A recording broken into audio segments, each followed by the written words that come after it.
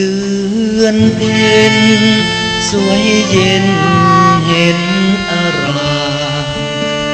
มนภาแจ่มนวลดวงงามเย็นชื่นน้อยาม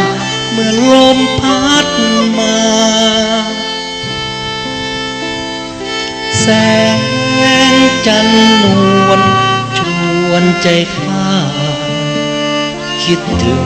ถิ่นที่จากมาคิดถึงท้องนาบ้านเรือนที่เคยหนาว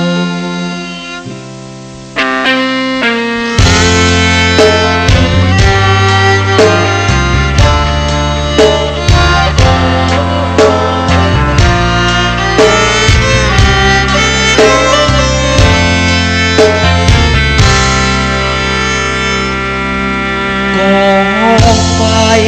สุมหายตามคอคงยังไม่หมดตะบอกจังเอ่ยช่วยบอกให้ลมช่วยเป่าสุมไฟให้แรงเข้า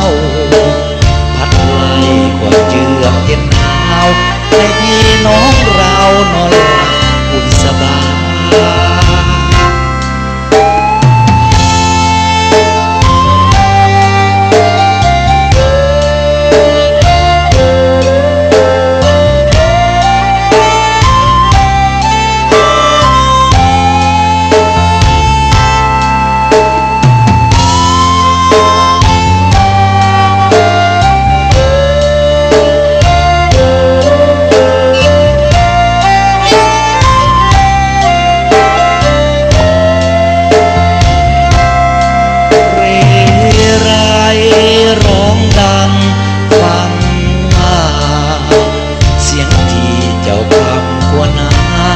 ลมเอ่ยช่วยพา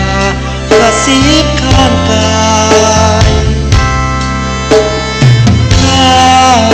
ยังคอยอยู่ไม่นานไม่เลือนห่างจากเพื่อนกายคิดถึงมิวายเมื่อเราจากกัน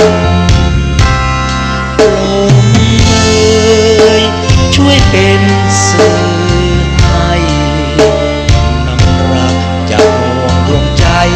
ของข้านี้ไป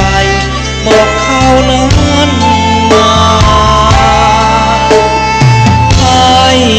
เมืองไทยรู้ว่าไม่นานลูกที่จากมาจะไปซบหน้ากับอกแม่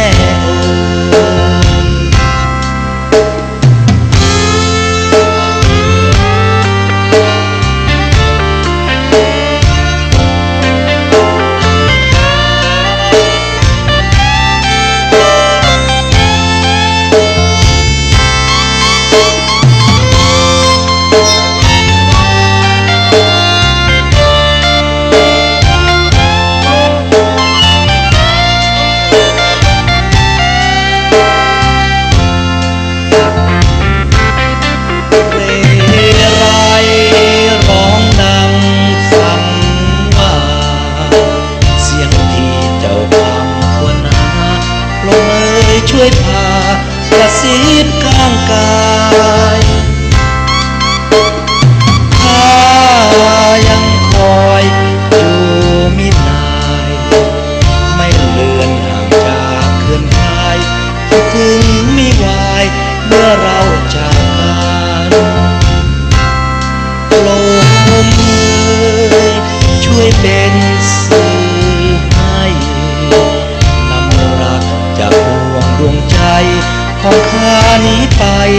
บอกเขานั้นมาให้เมืองไทยรู้ว่า